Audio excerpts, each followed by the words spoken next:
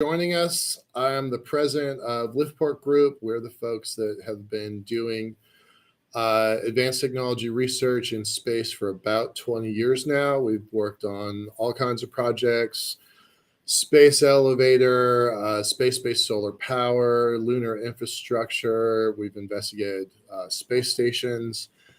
Um, about 3 years ago, when the pandemic started, we wound up doing a lot of media projects to kind of keep the power on. And as a result of that, we wound up doing 27 virtual conferences.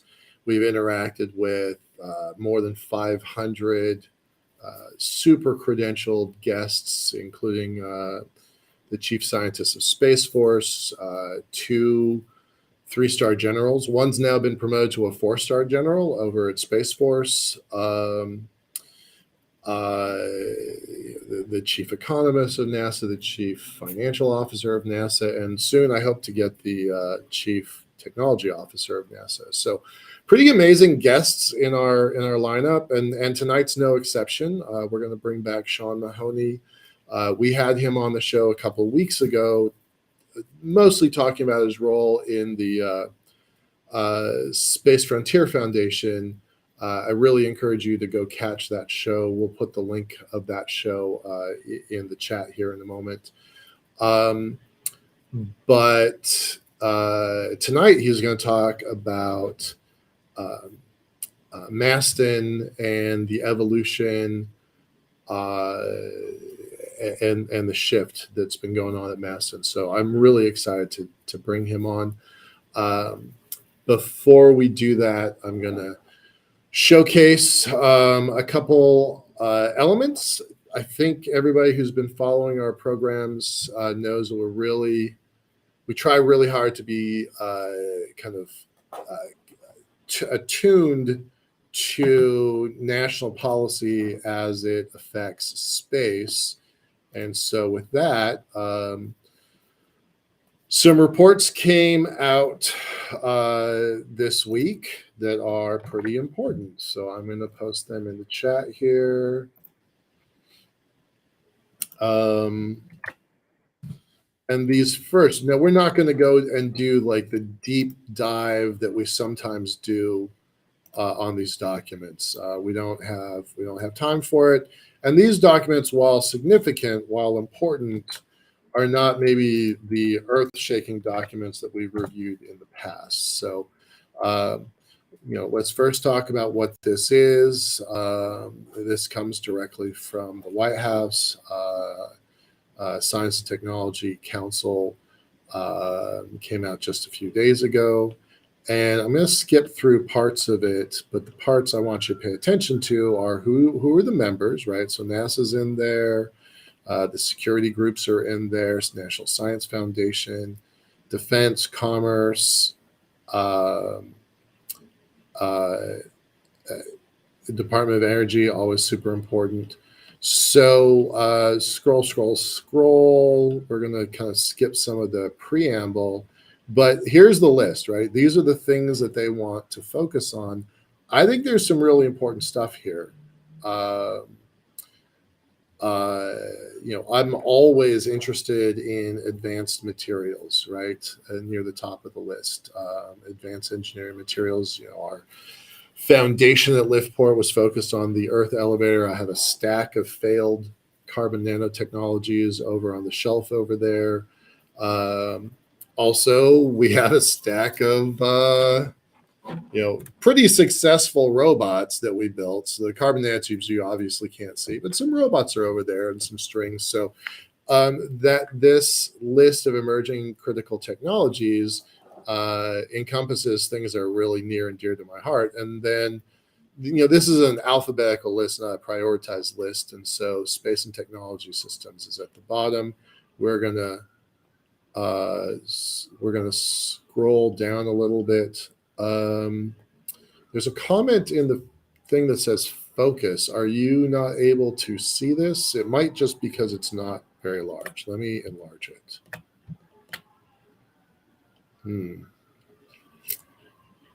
Let me enlarge it some more. Jason, I don't know you, but is that better? Can you give me a thumbs up or thumbs down?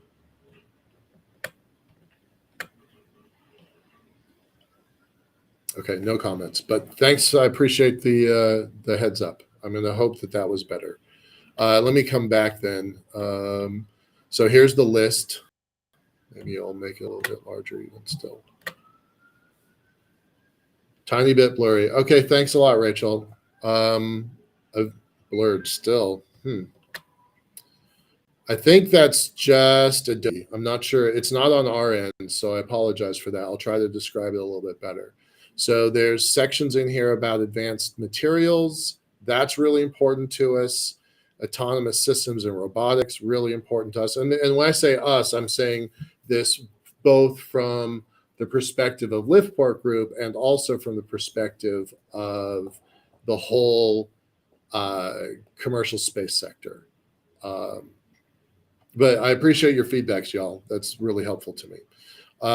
So the things we care about: advanced materials, robotics, and I'm always a fan of renewable energy. I think that's super important. We kind of sometimes skip that in the space sector, but since ultimately we want to build a space-based solar power system, I think that stuff is important. And then ultimately space technologies. Y'all can read this. I posted the link to it in the chat, so I encourage you to go and scan it. I'm going to just kind of race through just to get to the space side. So these are the things that are coming out of the White House as, and I'm going to blow it up as big as I can, so I want to make sure you can see this. I think that's the best I can do. Hopefully that's okay. But this stuff is coming out of the White House, and that it's even on their agenda, I think, is really terrific. A somewhat similar list came out during the Obama days and the Trump days. So this has been somewhat consistent. I would argue that this list is more detailed, a little wider ranging, and I will say, because we use the word focus, I would say it's focused in many points as opposed to kind of a big blanket sentence on space technologies. So, I love low-cost launch vehicles. That's, of course, obviously really critical. Anybody who knows me knows that I always talk about position, navigation, and timing, especially when it deals with satellite development and the world that we live in. Obviously, entry, descent, and landing is pretty significantly important. So it's really good to see this out there. I encourage you all to take a look at it. Again, we're not going to spend a lot of time because I want to make sure that our guest gets as much time as we can. So then next document came out just days ago also. I'll post the link here.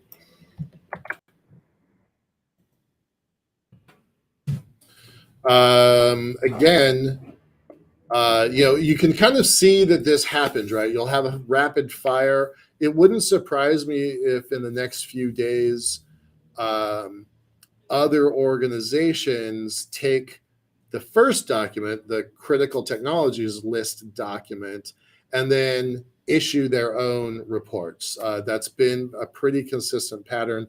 It's this ripple effect where something is approved at the highest levels, and then each organization, subordinate organization, issues their own response to it and what they're going to do.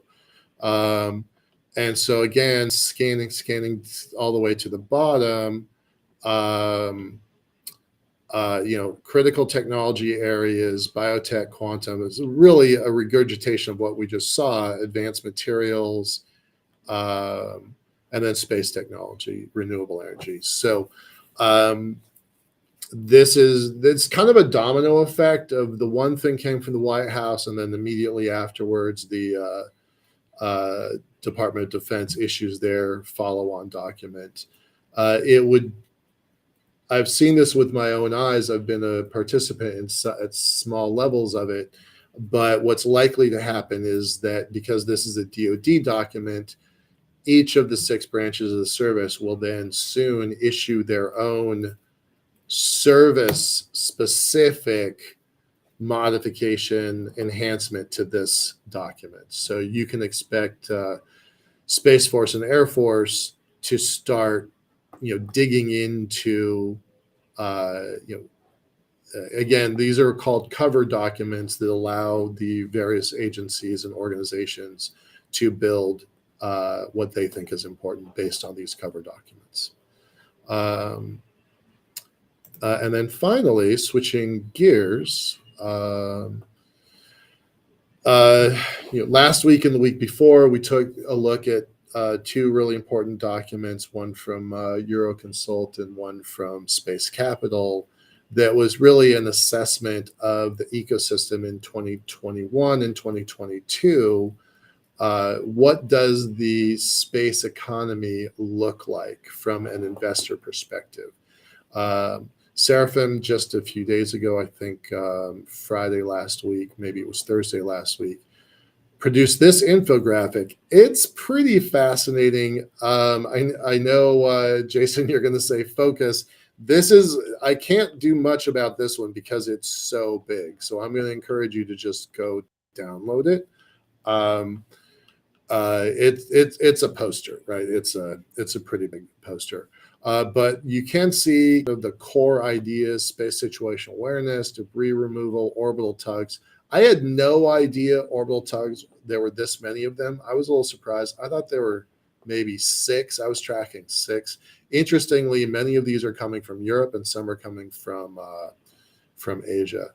I think most people are pretty familiar with Sysler Industries, Orbit Fab. That stuff kind of is, I won't say everyday names, but people are more familiar with them.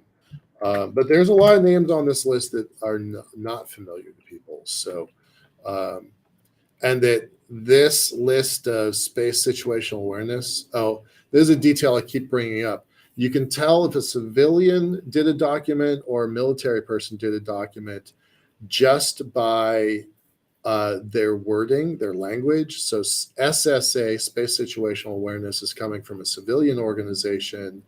SDA, Space Domain Awareness, is coming from a defense organization. Pretty important to know the source of all the data that we have here. John just posted the link a moment ago. There you go, buddy.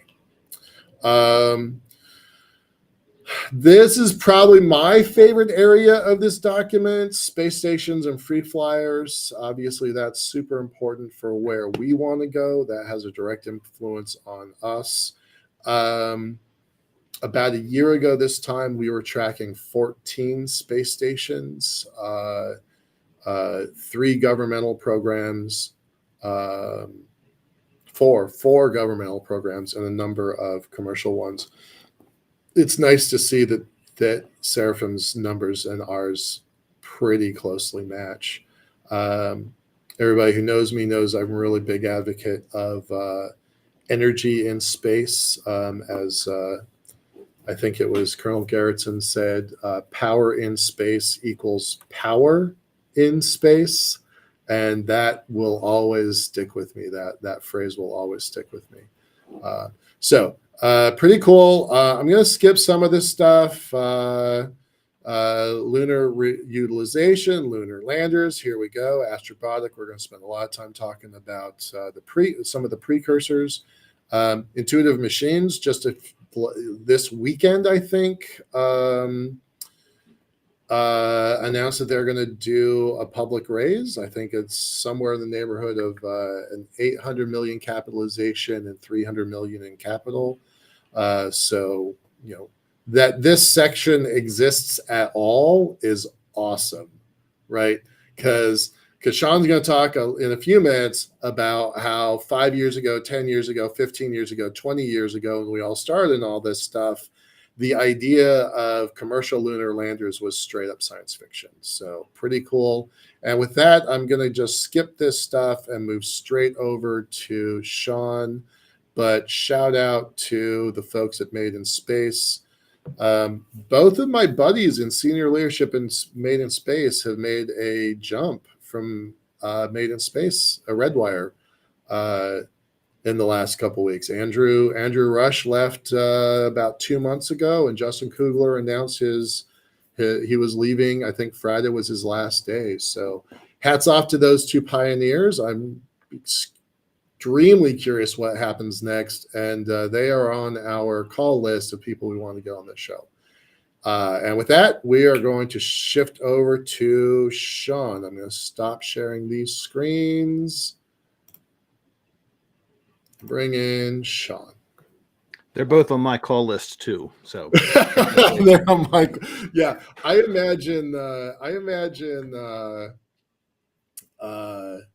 imagine Justin and Andrew are going to get a lot of calls for a while, right? Yeah.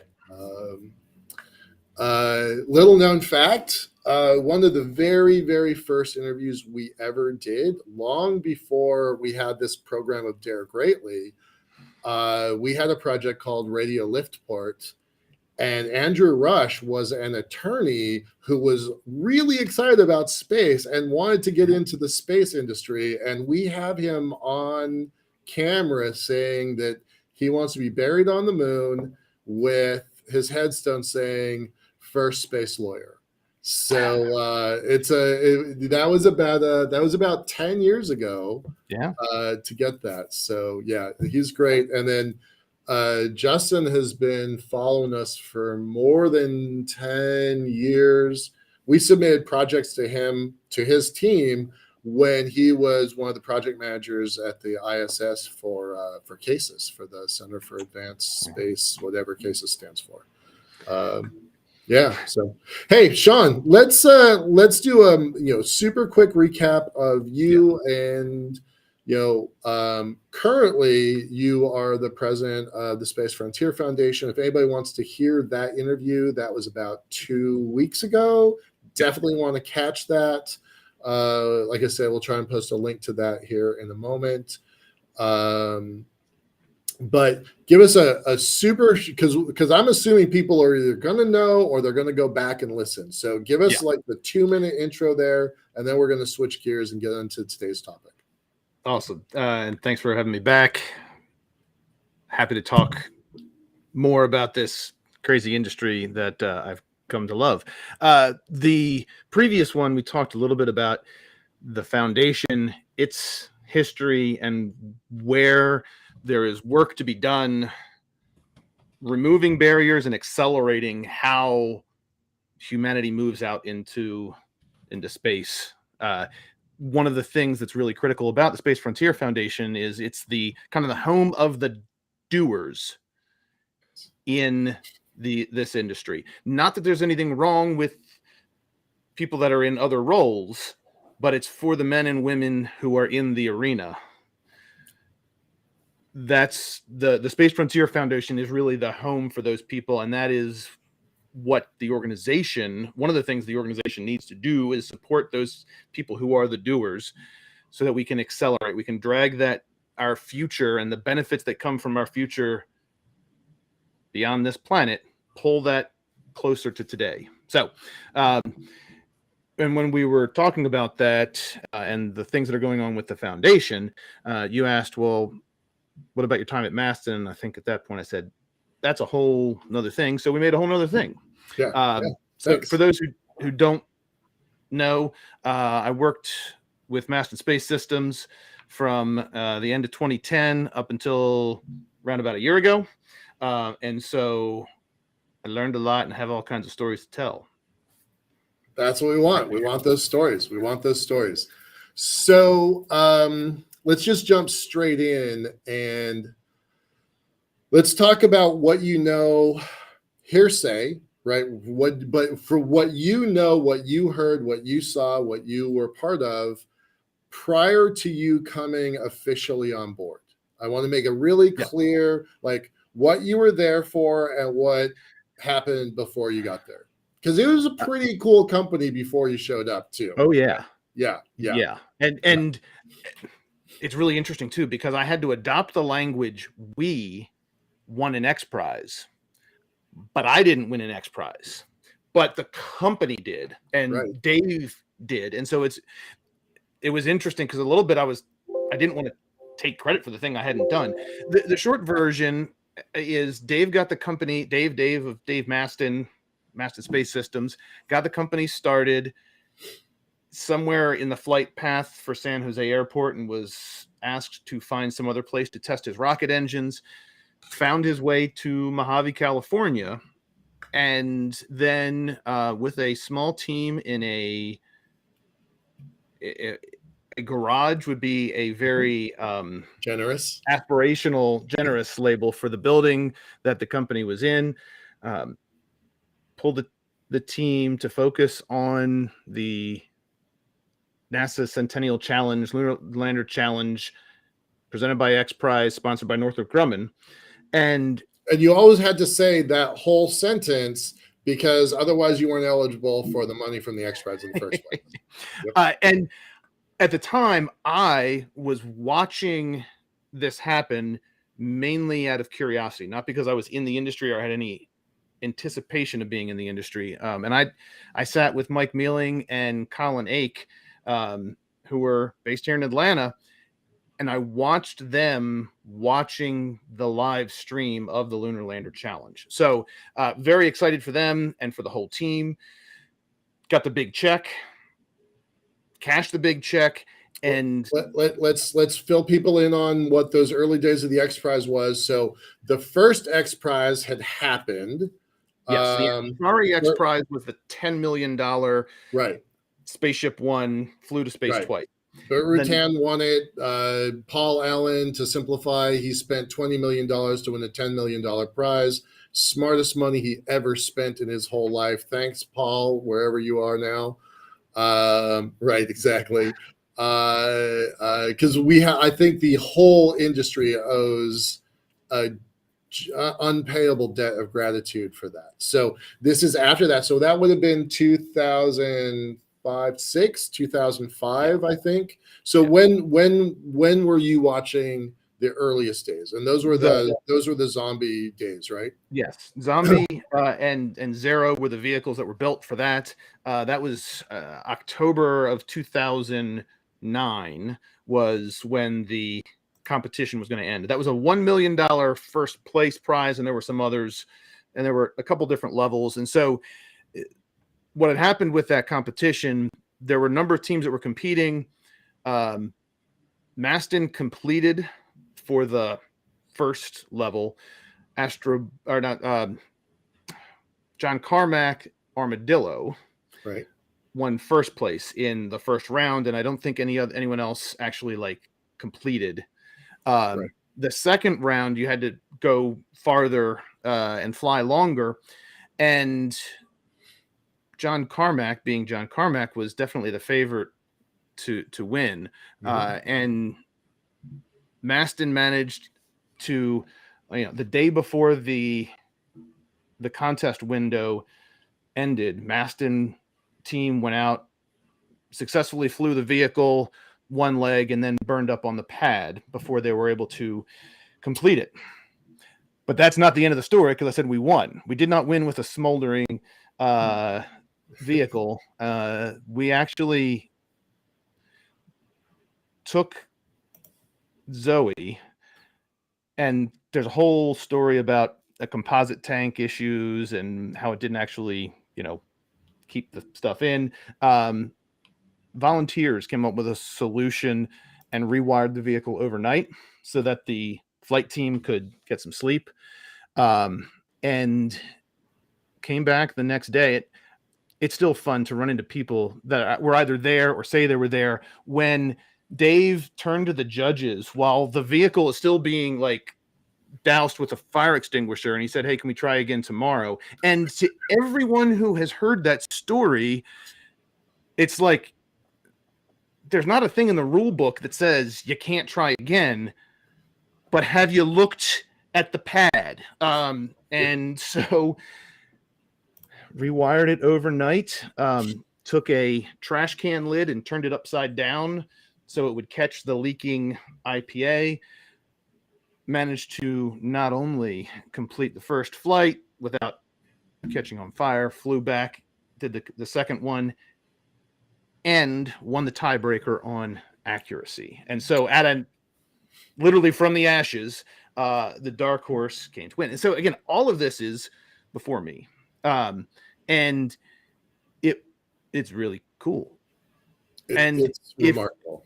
If you dial it out far enough, you can see the NASA Centennial Lunar Lander Challenge and the commercial delivery of payloads to the moon. They fit right together. It's the 10-year gap in the middle that's kind of a problem. So, and that's a little bit of how I get introduced into this story. Right.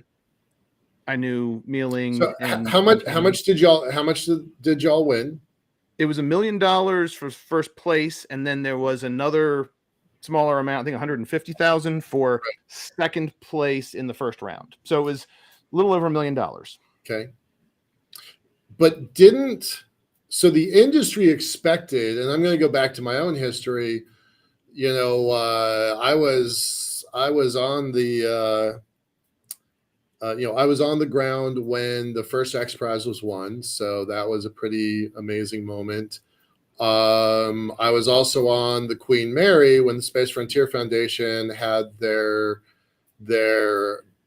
big annual event that turned into crazy stories with Bert basically waxing philosophic about how he did it. So those are pretty fun days to be part of the Space Frontier Foundation.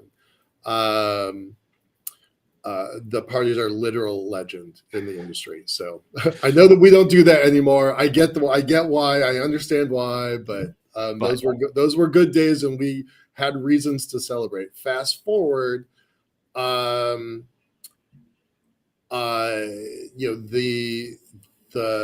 Northrop Grumman challenge was like, okay, we got this. Now let's get to work. We know how to start and stop an engine. We know how to turn one on and turn it off. And that's a pretty big deal to be able to turn it back on again, right? So the technology was progressing, and there was an expectation that Northrop Grumman was going to be like your permanent partner for the rest of time. And then what? That's a great question, because that was not what I saw. What I saw was the team was very excited. They're pushing forward and looking at what the next big step was going to be. And the design and the idea at the time, while they had the landing part down, there was not a market for delivering things to the moon. Right. And so the landing technology was the core of a reusable rocket. And to paraphrase, Dave's idea was do the hard part first, then make it bigger. Elon's approach was to make it big and drive out the inefficiencies, and make what the current state of the art is, except make it efficient and then reuse it. So it was coming at the problem from different ends. Back in that time frame, it could have worked. Yep. And so through the summer of 2010, into the summer of 2010, the team was working on what's the next step and what's the follow-up. And I got engaged to help take the opportunities that they had and kind of structure it into a funnel, like a sales funnel, like putting some of the sales organization in. What year is this when you started? 2010. And also trying to put those things together into a pro forma to be able to say to investors, hey, here's what's coming up and here's what you should invest in. So that was how I got involved, basically just as someone who knew how to work a spreadsheet, not because of my space knowledge, certainly not because of my space knowledge. And then in November, there was like a board important people meeting that was called, and there was a lot of work that needed to be done, and I was the person that had time. Everyone else was like, I'm full up, I don't have time to do it. And so I was like, fine, I can do it. And so that's how I went from being a contractor to being an employee. Like, great, I can help pull all this stuff together. And I'll be honest with you,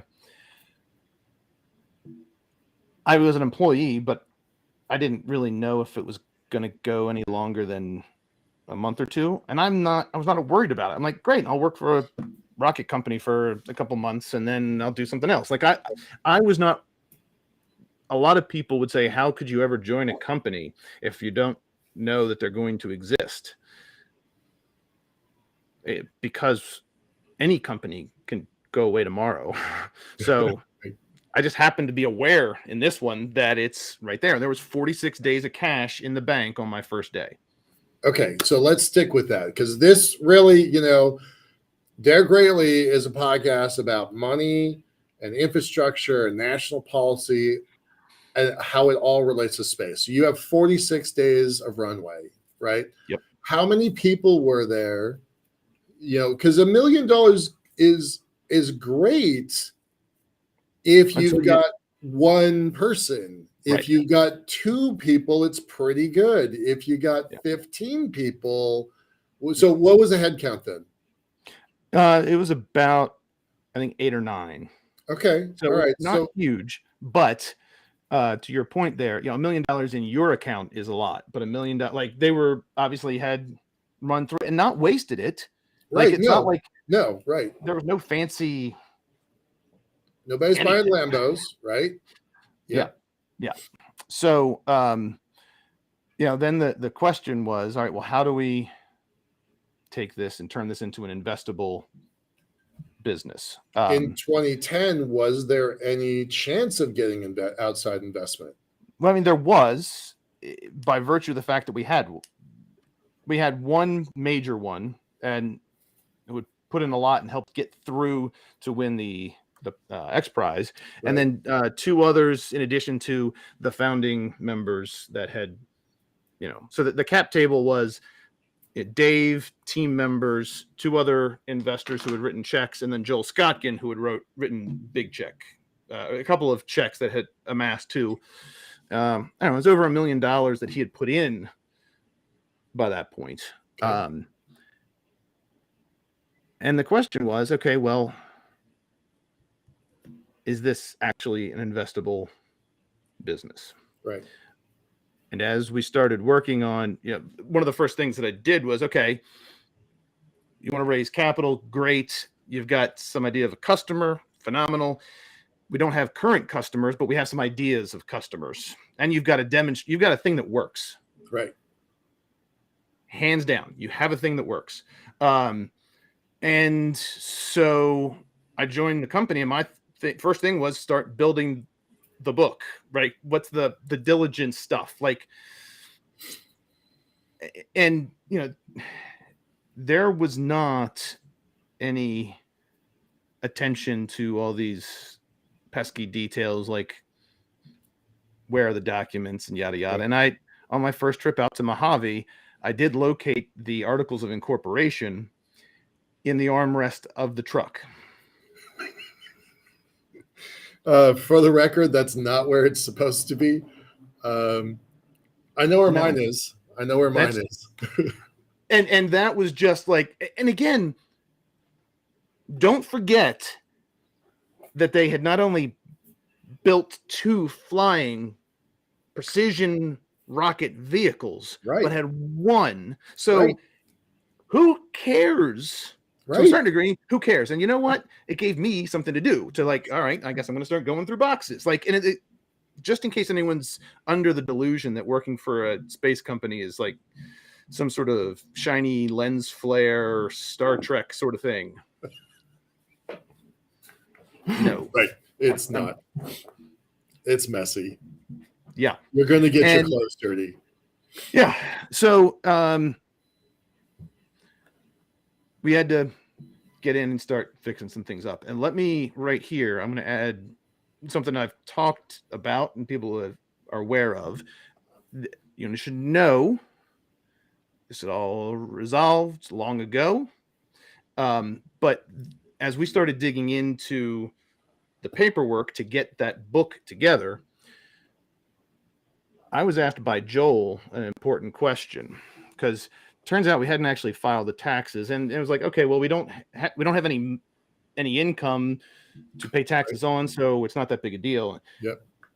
And then Joel said, asked the question, which, by the way, even when I do this in Years college later. courses, whatever else, most people don't think of what the question is. He said, "We are paying our payroll tax, right?" Right. Good question. Very important question. You don't Let have me to look. answer. You don't have to answer it. And there was a period of time Yep. where we had not filed, Right. paid that payroll tax. And just for anyone who's not familiar with it, when you have an employee and you withhold money from the check, from their, you get the total amount, and then you have that withholding amount that the company takes out of your check for the government. Right. They act as a trustee for the government, an agent for the government Yes. to collect that funds and then turn them back into the government. Yeah. Yep. If you don't do that, you're taking money that belongs to the government. And so they don't have a sense of humor about that. No. The good news was that one of the interns had gotten irritated enough that he decided to help Dave out and signed the company up for a payroll service. Great. So in a big chunk of time, the payroll service does that and does send the check. And so the total amount of our exposure was really, it was an earlier phase, and we cleaned the things up and sent a big check to the IRS and said, "Hey, we owe you this money. Let us know what else you need." Right. And it was funny because then we started getting the calls. "Are you aware that you failed to file?" It's like, "Yes, that's why we sent you the money." And they're like, "Oh," like they didn't know what to do because they're used to having to go after people. So that threw a wrench in things. But the good news is that Joel and Dave said, "All right, look, we can manage this," and Joel was willing to help us ride that out. And so, we had to slow down on the capital raise while we were cleaning things up. Yeah. Housekeeping. And in the meantime, we were also building actual customers and actual contract work. So the company had some contracts. We had a contract to fly to under the predecessor to the Flight Opportunities Program, the Cruiser program. We had a 5-kilometer flight and a 20-kilometer flight, max altitude. I think the payload was actually going to be the ADS-B transponder, which we subsequently flew, but never to 5 kilometers or 20 kilometers for that matter. And as we got into it, this is where I started to realize we had to change a couple things. What's the time frame now? We're into 2011. Okay. So the problem is the things we have sold are aspirational. The vehicle is not the vehicle that will go to 5 kilometers is not even built, much less tested. Right. And there were some big steps that were yet to come. And after one test flight where the vehicle got dinged up and we're like, okay, we got to now take it apart and fix things. But we're standing there looking at the vehicle hanging up in the shop and say, well, can we do anything with that thing over there? And that thing over there was Zombie. And Zombie had just been sitting in the corner because it wasn't going to fly to 5 kilometers. It was an old test stand that had been pressed into service. And so, we don't have a whole lot of other options. So what else can we do? So we pulled Zombie out and said, all right, what can we do with this thing? And that right there, focusing on the customer and focusing on what we can do with the thing that exists already, was a real crucial point. And so from my perspective, one of the things that I led within the organization was changing us from a company that was about the rocket to a company that has a rocket, but is about creating value for someone else. That's brilliant. And that is how we went through that 10-year gap when there was no program for going to the moon.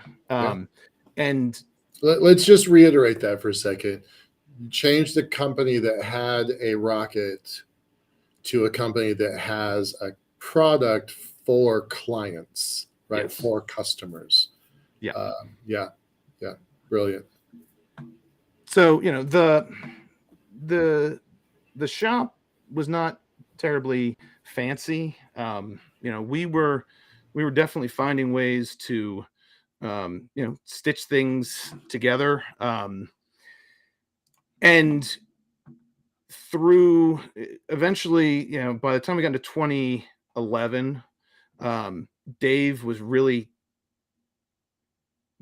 not having a lot of fun as CEO, because he had to do all of the stuff that he didn't like doing and couldn't spend any time actually designing and building and flying rockets. And so Joel Scottkin, who had successfully built and sold a company in Manhattan on Wall Street, and was the majority investor, agreed to come on board as CEO and put $1 million a year into the business, under the agreement that the rest of the team would bring in another $1 million, because we were about a $2 million run rate to operate the business. So he was going to help the company run until we could get the customers up. And, from 2010, I think we had $0 in revenue. 11, we were, about 800, somewhere in that range. We were 1.2, 1.4 the next year. So we are executing and growing and getting revenue. And we've made it past that 46 days of cash, but it's still kind of tight. It was nice though. And Joel basically said to me, great, I'll be CEO. I don't know why he was negotiating with me. He's the guy who's got the capital. And he's like, Sean, I want you to stay and do all the things that I don't want to do, because I know being CEO is a pain in the ass and you've got a lot of energy. So why don't you do all the stuff, and I'll, be here to back you up and train you up and everything else. Great. So that's what we did. And we were off and running. Company was growing. We were catching traction, and the main service that we offered was taking Zombie and its successors, flying, putting someone else's payload on top of it, and doing flights around takeoff and landing. The biggest impact is, and there's a whole lot of things we did that had a lot of impact, but the one that's probably the largest is the system, the LVS landing vision system that was on JPL's Mars 2020 lander, that did that pinpoint accuracy right at Jezero Crater. Okay. That's JPL tech. That's JPL execution. It never would have been included but for the testing that we were able to do in Mojave on our vehicle. And so because we worked with them and they didn't have to build and fly a test article, they could connect it up to ours, and then they could make changes and do stuff rapidly. That was the TRL expansion, advancement, And the video and the report is what went to the selection committee to say, yes, we will include LVS. If not, so they I would just want landed. to just pause for a second. Yeah. Jason in the chat's like, wow. And I just want to like let that sink in for a minute. So the tech that y'all built for really, nickels and dimes compared to a NASA budget, a JPL budget, the tech that y'all built allowed us to go to Mars. Like it didn't get us to Mars. What it did is saved 2 years of driving through the desert. Right. Now, how much value do we get? How much is a day on Mars for a rover worth? Right. Depending upon which way you want to look at it, like the fact that they were able to land at Jezero meant they were doing science, and I think it was within like 15 days or something. Yeah. If not for what we did with them and helped, again, it's their tech. It's we were just a tool that did not exist anywhere else. And so I use that as like the biggest one because it's huge. But we also worked with a company called Astrobotic, other folks at Carnegie Mellon. Draper really was the one that got us started in this whole thing. And so we were doing things like we flew a precision sunshade to do a demonstration. We were working with student groups. We did a whole lot of different things in development and testing. And I am such a huge fan of what Flight Opportunities is doing and trying to change the paradigm of how you do testing and development. Because if you have something that's a reusable vehicle, what you should be able to do is lower the threshold of how much work you have to do to even run the first test. If you only get one shot to test, then you have to put a lot more time into making sure it works. If it costs less and it turns quickly, you can do, let's get it to this level, test it and find out what happens. And so we would literally test and iterate and fix things in real time. Yep. And have a series of steps that would get to that conclusion. And then not only are you, okay, yeah, great. So the technology has tested out and it worked, but more importantly, you did it quickly and the team has a chance to actually do hands-on work rather than another round of sims. So that was great. But there were things we still had to learn. In late 2013. Hold just 1 second. I just wanted to a time check. We have about 10 minutes left. So you have a lot to cover in 10 minutes. I'm dying to know. I love this level of detail. I definitely want to sit down and have a beer with you. Good. 2013 or 2012. We have managed to line up enough customers. So the use of the vehicle, we're building multiple vehicles. One of the customers said, oh, well, yeah, we actually need to shift things around. We're going to push back 6 months. We didn't have a push back 6 months clause in the contract. And I mean, no offense, but to a large organization, it's fine. No one on that team had to worry about their salaries or anything else. They just were shifting priorities. Right. For us, that was a problem. And as we're trying to work and solve that problem, we had a problem with Zero and lost the vehicle in flight. So that was the one that was going to go to 5 kilometers. That's going to be much harder to do. And then, while most of the folks in Mojave that we worked with have been phenomenal neighbors and supporters,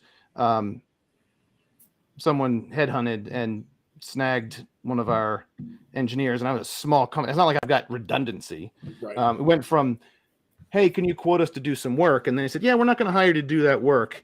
And then a week later, hey, I'm getting an offer. Yeah, I was like, yeah. So I called up Joel and I was like, Joel, I need you to help. I know you don't want to do stuff, but I need you to get in and keep the guy here. And he's like, yeah, I can't do this anymore. Okay. So he's like, we should just shut it down. Like, I can't keep putting money in and I can't keep running it. And so I took a day and I was like, that was 2012. This is end of 2012. Wow. And okay. Yeah. I mean, look. Yeah. Bad day. We've been there. We've almost closed the doors many, many times. Right. I said, Joel, look, there's other proposals that are out there. This other customer, they're good. They're going to get to go. I think I might be, we can make something work. I'm trying to convince him to stick around. And he's like, I can't do it, but fine. You do it. Make sure I don't get sued. Okay. That was my interview and my swearing in. So right. I came in January 1st of 2013. Now I'm the CEO of a company that's running out of cash. Again. And I have to figure out what to do. Now, again, I thought, all right, well, maybe we'll make this work. Maybe not. I don't know. We did have to cut salaries to get through. Yep. Made the decision to cut everyone's pay. And again, no one in the company was even making 100 at this point. Right. So said we're going to cut everyone's pay to $35,000 a year. I will take half of that, which by the way is 17.5, which has nothing to do with orbital velocity, but it's just so anyways. Right. If we survive and can get out of this, we'll make it up and then some. Okay. But there's no guarantee that we're going to survive. Brilliant. Okay. I had to call Dave to tell him this. He's in the hospital because his girlfriend had just fallen off a ski lift and broken her back. Jesus. And I had the conversation with Dave, like, Dave, God, I'm sorry. She getting better. Yeah. Hey, I hate to tell you that this is a terrible time to tell you, but we got to cut salaries. He said, yeah, I figured. All right. Well, let me know if there's anything else we can do. All right. Thanks, Sean. Talk to you later. Like, you know how many people left? Zero. I do know that. Yeah. And it wasn't easy, but we did get through it. And we did make up for it. And we, right. And we managed to get through it. And then by the end of 13, we're submitting other big proposals. We get picked up for a DARPA program called XF1. We had $9 million across 2 years to take the design that we had and bring it forward into a larger vehicle. By the time we were asking for the funding to go along with that, there were a bunch of other launch companies that were able to raise money on the idea of being able to get to orbit to operational tempo in 3 years. And we were saying, yeah, it's going to take 5 years and cost more than what these other guys were saying. I think our numbers were right, but didn't matter. Right. Because then that's where it's really hard. There's a whole thing about when do you not chase a thing? Right. Because we could have chased a thing, and we did, and we got some money to make it happen. But there was a point where it's like, I can't tell you with a straight face that this is going to take 2 years. Like, we already have done so much and know so much and know that that's not realistic. So we didn't win the phase 2. We hit a difficult period where the team was amped up after doing all the XS1 work, and then we didn't have as much work and got thin again. I tried to keep people positive, but lost the. I hit a period of depression and just trying to figure a way out of this thing that we're in the middle of. There's a lot of potential, but there's just nothing to grab a hold of. And luckily, at that point, Dave and Joel, who both throughout this had been working in the business over time, were able to help prop the team up. Joel was writing checks to keep putting money in to help things keep moving forward in small amounts. And these were painful. I put money in that I shouldn't have. Right. There's a whole nother thing about, Dave and I started taking reduced salaries, and I actually put some actual money in to help. Yep. But I didn't tell my wife. Oops. Right. My thought was, this will be temporary. It'll be fine. It'll be fine. And that was wrong. Yep. If not had done that. Yeah. Ask me someday how I went from. Yeah. We'll talk about how I bet my building on my project. So. Yeah. I'm going to advise generally against that sort of stuff. But I would now. Then finally, the work that we've been doing, and there's all kinds of other programs and technical stuff. Then comes finally CLPS, the Commercial Lunar Payload Service, which is the thing that we've essentially been working to give birth to, right, with people in the industry and the agency since the Lunar Lander Challenge. Yep. And it was finally time. And so we had a lot of work that we had done, and we were well positioned. We were picked up in that first round of people to be onboarded into the program. Mm-hmm. We had a solid strategy. We had working technology. We had experience working with the customers, like right. Not only the NASA customer, but also the type of contract, the payloads.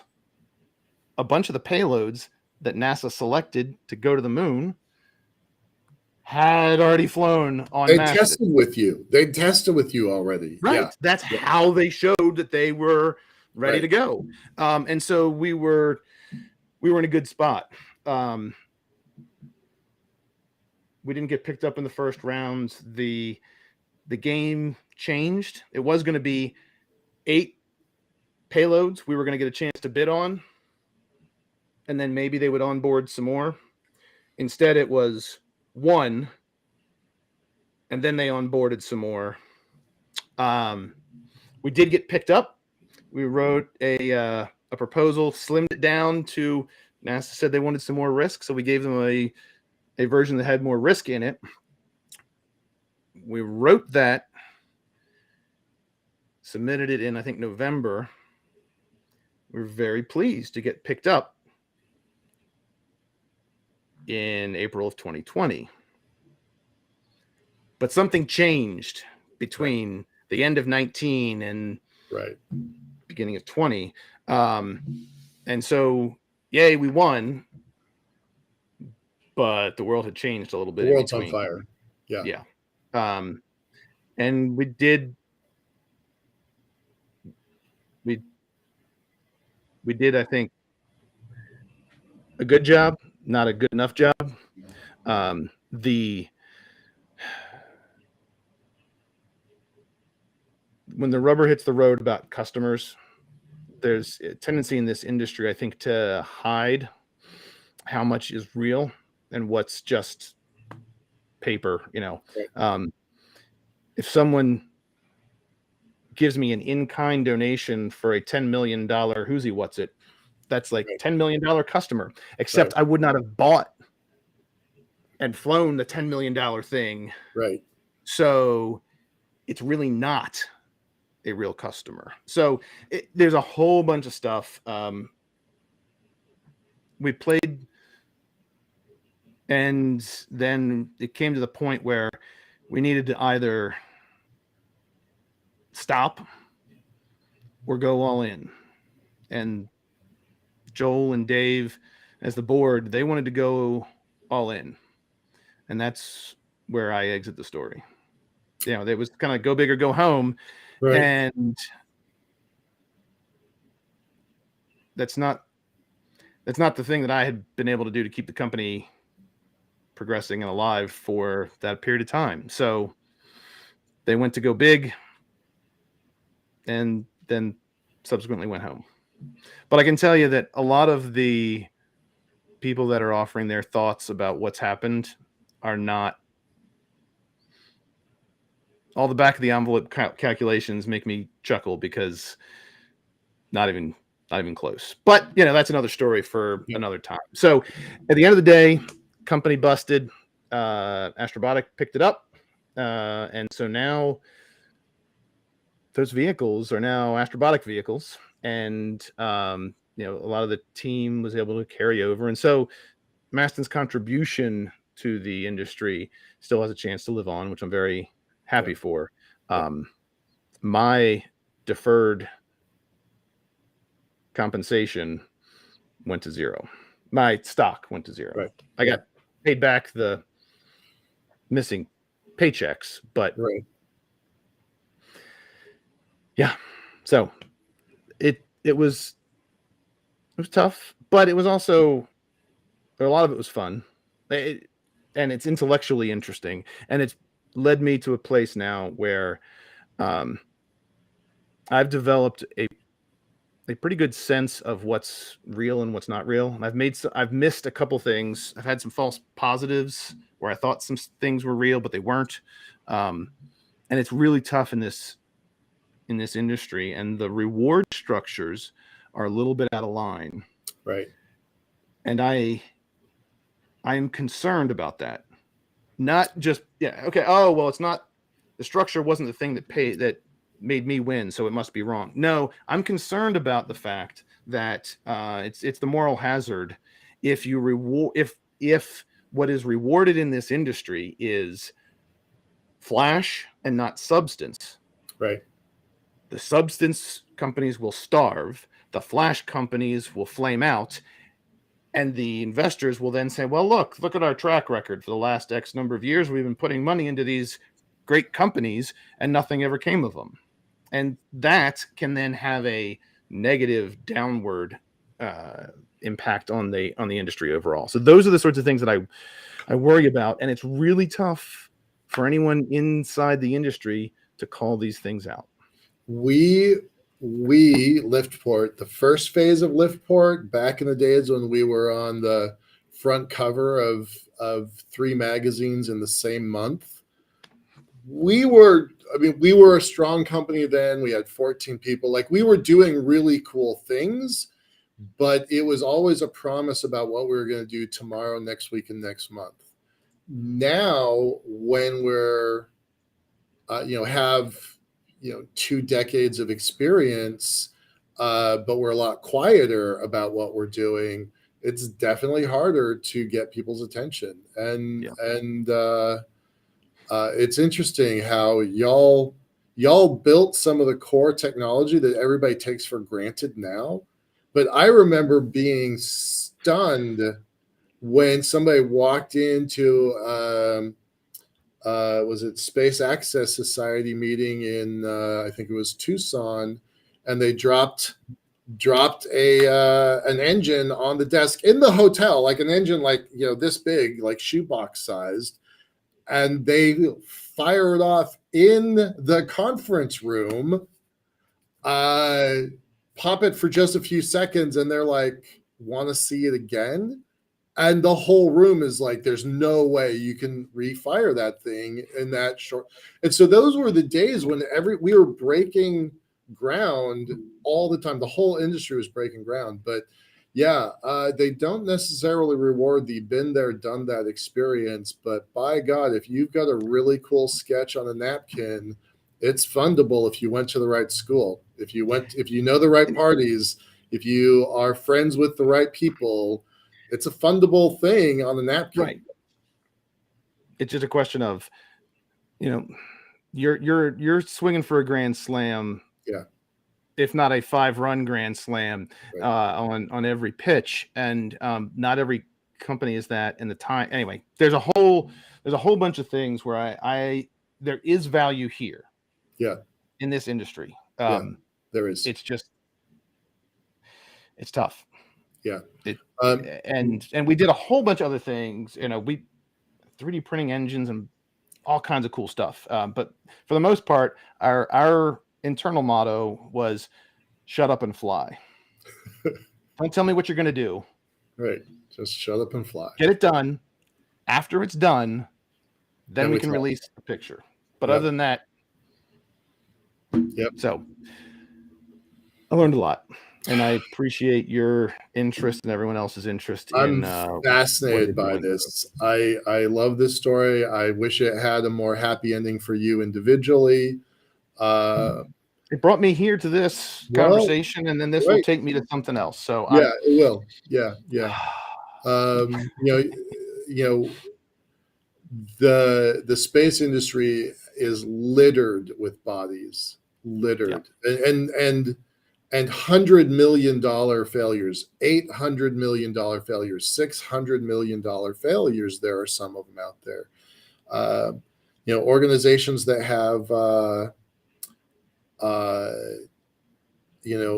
billionaire backers are still going out of business. So, it happens. It's going to continue to happen. I wanted to go on to a rant that I think both you and I have about, let's see, what is this? So we don't have time to get into this, but I would recommend people to go take a look at Space Fund, and specifically an article that our friend Megan Crawford wrote on funding launch companies. Sean and I disagree with this. I think it's one of the reasons why I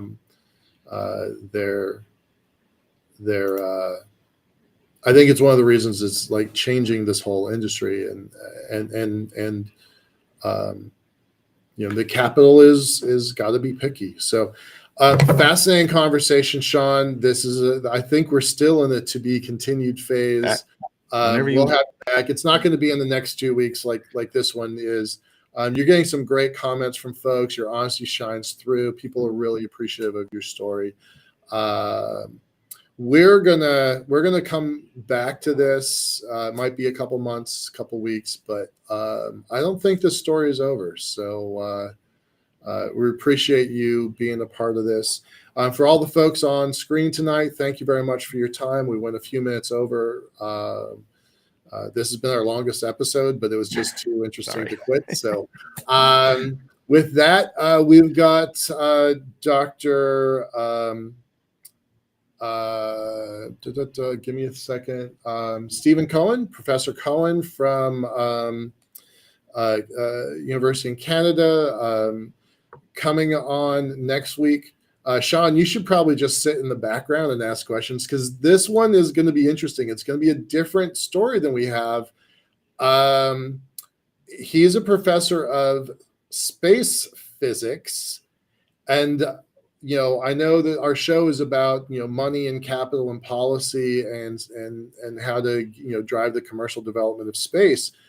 But so many of the choices us business people want to make are ruled by actual physics, right? And so you only get to do things if the gods of physics allow you to. And so I think that's going to be a fascinating conversation. It's he assures us it's going to be the level that everybody can really pick up. And we've got some other great guests coming up. Sean McLean from Space Force, maybe. We got Colonel Garrison, formerly Air Force, now a civilian at a think tank, and boy, does he think interesting thoughts. We've got Gordon Ressler coming in. Professor Ressler is an independent scholar focused on robotics in space. So those are the next few weeks. We've got some more stuff coming. So stick with us. Thanks for being here. And with that, we're going to peace out. Good night. Thanks a lot, Sean. Thanks a lot to my team. Appreciate it. Bye-bye, y'all. Thanks, everybody.